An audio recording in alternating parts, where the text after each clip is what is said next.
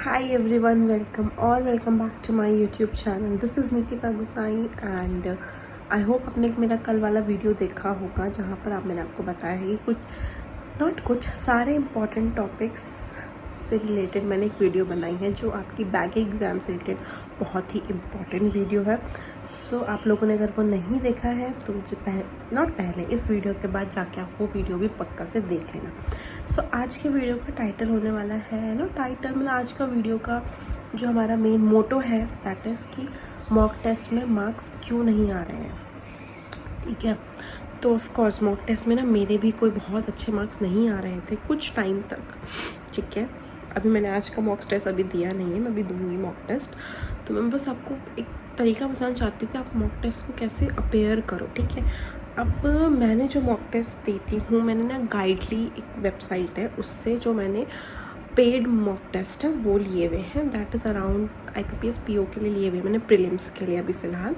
और उसमें 35 मॉक्स हैं। ठीक है, उसमें कुछ मॉक्स हैं, उसमें कुछ सेशनल मॉक्स भी हैं और ऐसा कुछ है, और एक स्टार्टर मॉक्स था जो कि स्टार्टिंग में मतलब एज अ स्टार्टर जब मॉक्स देते हैं तो वहाँ पर मैंने दिया। ठीक है, तो स्टार्टिंग में मैं अपने पॉइंट्स बताऊँ मैं अपने मार्क बताऊँ कि मेरे को कितने, एक तो 1 घंटे के अंदर हमें वो 100 क्वेश्चंस करने होते हैं, उसका अलग प्रेशर है। वो प्रेशर हमें बिल्कुल क्वेश्चन जल्दी सॉल्व करने नहीं देता। ठीक है, उसके बाद मेरे को रीजनिंग में मेरे सही आ रहे थे क्योंकि रीजनिंग मेरी टचवुड रीजनिंग मेरी फिर भी अच्छी है as compare to my counts.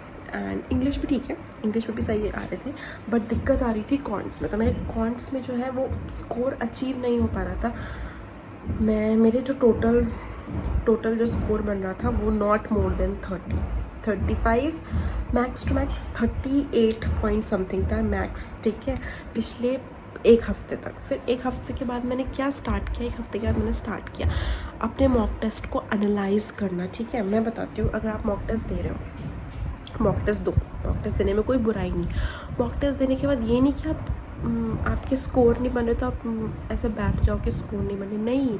आपको मॉक टेस्ट देने के बाद आपको उस पूरे जो आपकी गलतियां हैं ना उसको आपको एनालाइज करनी है। और आपको एनालाइज कैसे करनी है वो मैं आपको समझाती हूँ आगे। सो गाइज, ये है how to do analysis of your mock. आपको अपने मॉक टेस्ट दे दिया, उसमें आपको स्कोर हो रहा है अराउंड, अगर आपके स्कोर्स आ रहे हैं अराउंड 30 या 40 है ना, इतने स्कोर आ रहे हैं। बट ये तो कट ऑफ के लिए नहीं, कट ऑफ के लिए हमें एटलीस्ट 66 से तो ऊपर चाहिए ही चाहिए। अगर हमें कट ऑफ चाहिए तो हमें इतने स्कोर्स तो चाहिए ही चाहिए। पर हमारे मॉक टेस्ट में स्कोर्स आ रहे हैं ऐसे, क्यों आ रहे हैं? क्योंकि हम अपने मॉक टेस्ट का अच्छे से एनालिसिस नहीं कर रहे हैं, इसलिए हमारे ऐसे। क्योंकि जब मैं भी अपने मॉक टेस्ट का एनालिसिस नहीं करती थी, मैं भी बस बैठ जाती थी और फिर देखती थी कि क्या, मतलब सीधा क्लासेस स्टार्ट कर देती थी। नहीं, हमें मॉक टेस्ट दिया, उसका एनालिसिस करना है। एनालिसिस कैसे करना है? इन 3 बेसिस पे हमें उसका एनालिसिस करना है। सबसे पहले जो हमारे गलत हुए हैं, ये नहीं कि जो हमने स्किप किया है पहले उसको, नहीं, जो हमने स्किप किया जिस क्वेश्चन की तरफ हमने देखा भी नहीं, तो आप वो सोचो हम एग्ज़ाम में उस क्वेश्चन की तरफ देखेंगे क्या? नहीं ना। तो उसकी तरफ इतना फोकस नहीं करना है, हमें उसके ऊपर फोकस करना है जो हमने अटेंड किया और वो गलत हुआ। ऐसा क्या अप्रोच लगाई है, ऐसा क्या हुआ है कि हमारा गलत हुआ है। तो पहले रॉन्ग क्वेश्चंस की तरफ जाना है, ना कि स्किप की तरफ। फिर उसके बाद देखना है कि हमें कितना टाइम लग रहा है क्वेश्चन सॉल्व करने में, क्योंकि एक्यूरेसी तो बहुत ज़रूरी है ना। तो एक्यूरेसी वाला पॉइंट सबसे पहले आ गया कि हमें बहुत एक्यूरेट होना है।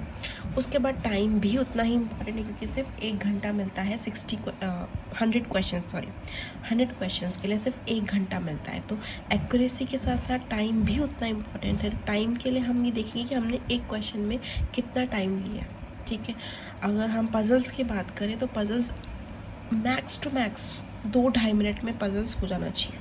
उससे ज़्यादा अगर टाइम ले रहे हैं हम, तो हम आगे के क्वेश्चंस के लिए अपने लिए ही नुकसान कर रहे हैं। ठीक है, तो इतनी स्पीड अच्छी करो कि आपके पजल्स जो हैं वो 2 से मैक्स टू मैक्स 3 मिनट के अंदर पजल्स ख़त्म। ठीक है, तो टाइम देखना है एंड उसके बाद लास्ट में आपको स्किप क्वेश्चन सॉल्व करने हैं। ठीक है, ये नहीं कि आप पहले स्किप करो, नहीं, पहले आप अपने रॉन्ग क्वेश्चंस देखो, फिर उसके बाद देखो कि आपको कितना टाइम लग रहा है क्वेश्चन को सॉल्व करने में, एंड देन आप जाओ अपने स्किप पार्ट पे। सो गाइज, आई थिंक आज के वीडियो से आपको पता चल ही गया होगा कि आपको मॉक टेस्ट को कैसे एनालाइज करना है।